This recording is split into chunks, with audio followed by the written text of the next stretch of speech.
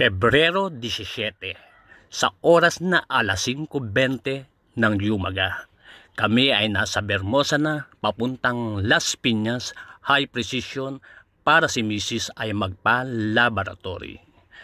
Yan po, at kami ay narito na sa High Precision. Nakatulog ako sa aking kabayo at kinamaya-mayan ay tumawag sila. Nadun daw sila kay Lola Nenas. Bibili raw ng pang take out. At pagpasok ko ay inabutan ko si Mrs. na nag-o-order. Ayan. At kinamaya-mayan ay umupo na kami. Kakain din kami ng konti. Sabay may biniling pasalubong. Yan ang pagkain kay Doña Nenas. Mura, masarap, pangmasa. Kasi hindi naman kami palakain sa mamahaling restaurant. Ayan. Yan, kita nyo ba?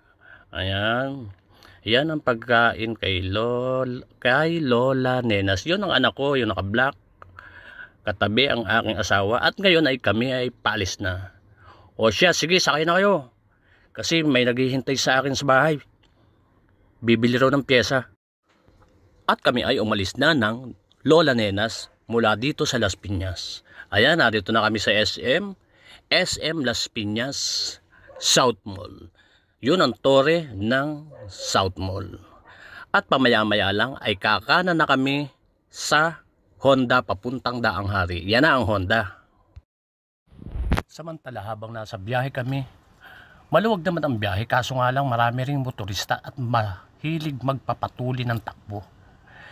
May nag-iintay pa naman sa akin na kliyente. Kasi umalis kami ng alas 5, dumating siya ng alas 8 ng umaga. Hanggang ngayon ay naghihintay pa rin, ay mag-aalas 11 na. Mapabilis na nga. Hindi tuloy makahataw ng takbo kasi may mga motorista. Baka hindi malakas yung preno ko. Mahirap na makabangga. Ay, bisikleta nasiraan. Magaling na lang malakas yung preno ko. Kung hindi, mababangga ko yung nakabike. Yun nga lang, parang bukol yung ulo ko. Parang man ang cellphone. Tatawagan ko yung naghihintay sa bahay. Ngayon. Hello sir. Baka mainip ka, uwi ka muna. At ipapalalamove ko na lang yung hydrobox at saka yung master para sa sasakyan mo. Ayan. Makakahataw na ng takbo. Okay. Naku. Di talaga pwede magpabilis. Kaya pinatawagan ko ulit yung naghihintay na alam ko naman umuwi na. Pinakuha ko ang details niya at ang bahala na lang ay bayaw kong na maglalamove. And take note, para po sa aking pamilya, mga kaibigan at kamag-aral, wala po akong intensyon na magyabang o magparangya sa aking video. Nagkataon lamang po na nag-iisip ako ng mai-content. Alam po natin na may ways. Ito ay ginawa ko lamang para mapamilyarize yung ibang tao sa nasabing mga lugar na hindi pa nakararating dito.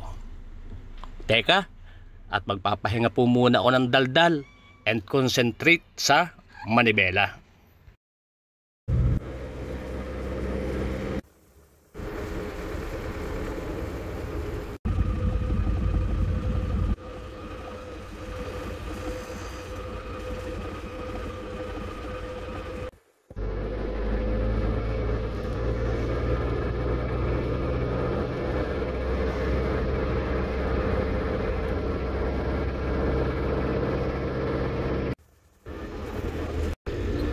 At bigla kong nakita ang Shell, kaya alam ko na malapit na rito ang Bulahaw Restaurant. Pag-aari ng aking kaibigan at kumpare na si Mr. OG Kilaw. Dinadayo ang bulalo niya rito, pati yung inihaw. Wala naman akong bala kumain, pero kung makikita ko siya, di magkakakwentuhan kami kahit papaano. Kaya usad-usad lang. Biglang na-receive ko sa messenger na lalamove na ang hydrobox. Tingnan mo nga naman, kung hindi ganun ang naisip ko at kung hindi ko pinauwi yung tao, di laking inip niya. Kaya tama yung ginawa ko na pinauwi ko at pinalalamove ko. Ayan, pamaya-maya na doon na sa kanya.